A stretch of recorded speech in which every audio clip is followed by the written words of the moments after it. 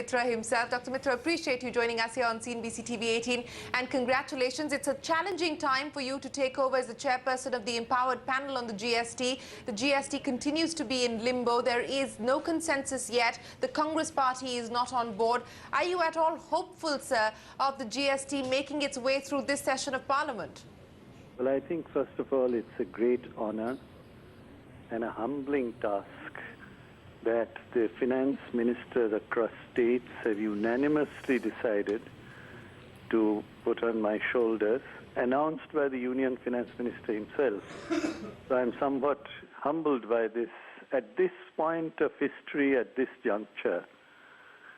Having said that, I think it's important that the next empowered committee meeting will go into these details.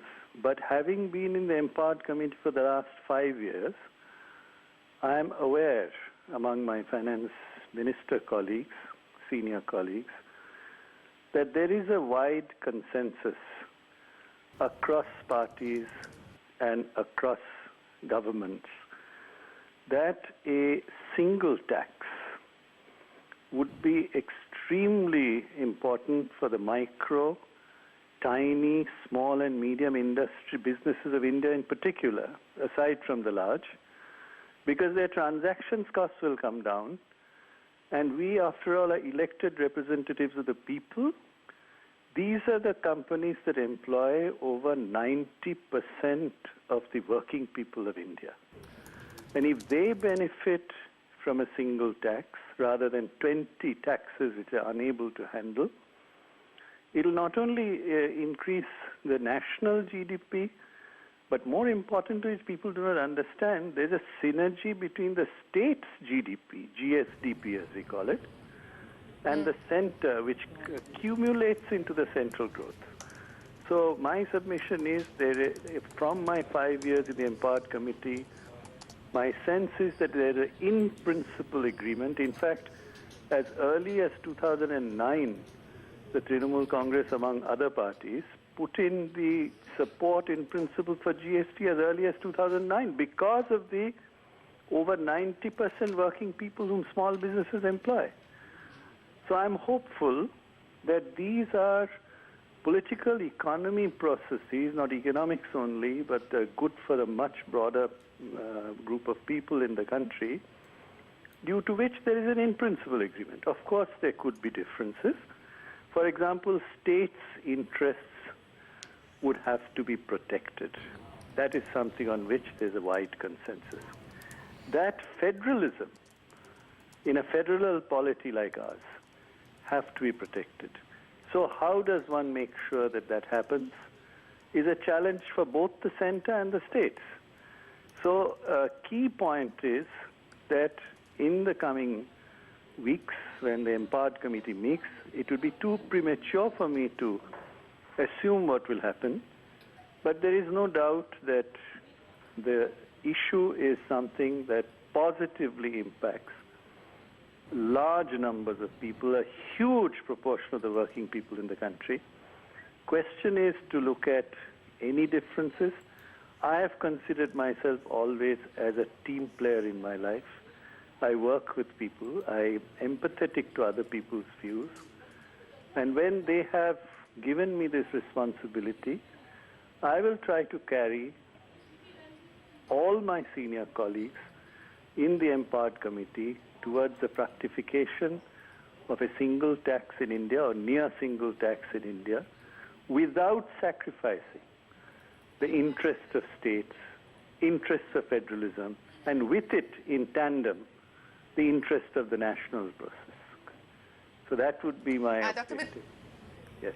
Dr. Mitra, I know you don't want to prejudice the process because it would be premature on your part to comment on what could transpire at the next meeting of the empowered panel on the GST. But if I could ask you, do you believe that an April 1, 2017 timeline for a rollout of the GST could perhaps be realistic, could be feasible, because April 1, 2016 is clearly over and done with?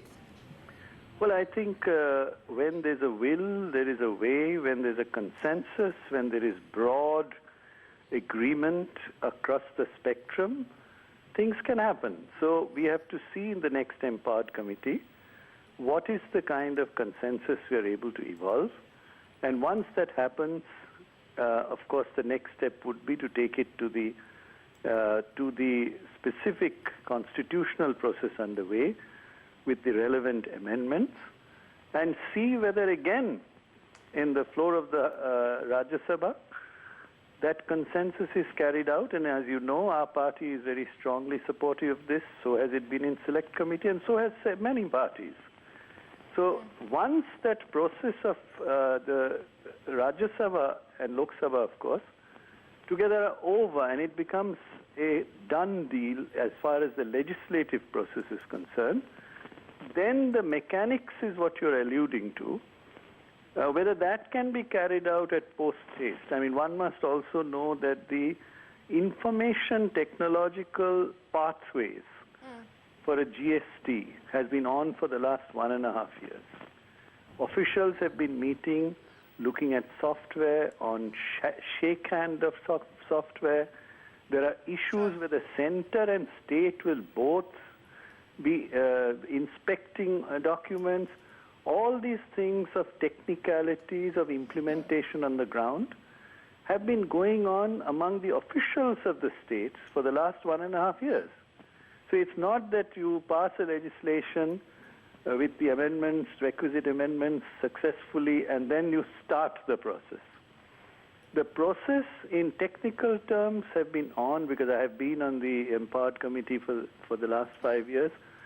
Officials are working this out, so one is to go step by step. First, the Empowered Committee, a consensus is drawn, differences ironed out, then comes automatically the moving that by the union government into the parliamentary process. And as soon as that is over, and successfully if it is done, the technicalities I don't think will become a big hurdle, because I would say 70% or 80% of operationalizing a law in terms of particularly the huge IT process that it will require is already on. So my submission is, let's take it step at a time, and too premature for me to predict. I'm honored to have taken over, officially asked to take over today. Right. So we will go. I don't want to inconvenience you too much, Dr. Mitra, but a final question. When is the next meeting of the Empowered Committee, sir? Also, on the Congress Party's key demands, and they've of course raised several contentious issues, but the key one, which is the capping of the rate in the bill itself as part of the legislation. Where do you stand on that, sir? Well, I think it is too premature for me to make a comment on this, because this is a matter of consensus. That's a matter of, at the Empowered Committee, there are Congress finance ministers, many of them. There are other party finance ministers. It will be our joint and collective task to try and see how we work through those processes. There may be other differences of opinion as well from other parties. So key to this is that Empowered Committee meets, works through this, and works with each other and finds solutions which are acceptable to all, because this is political economy. It's not just economics. You have to carry every state by and large. You have to carry all political parties. An Empowered Committee is represented by all of them. Anybody who's elected member of the finance minister of a state is a member of the Empowered Committee. Sure. Cuts across almost all parties. So my submission is, today, let us concentrate on the step-by-step, and I am not in a position to preempt anything, because I would like to see everybody on the same page. I respect every one of them, so that I do not say something which is something that the Empowered Committee will not be privy to. Let them take the lead, and therefore we can... I respect that, sir. I respect that, sir. Thank you very much for joining us here with your initial reaction on taking over as the chairperson of the Empowered Committee on the Goods and Services Tax. That's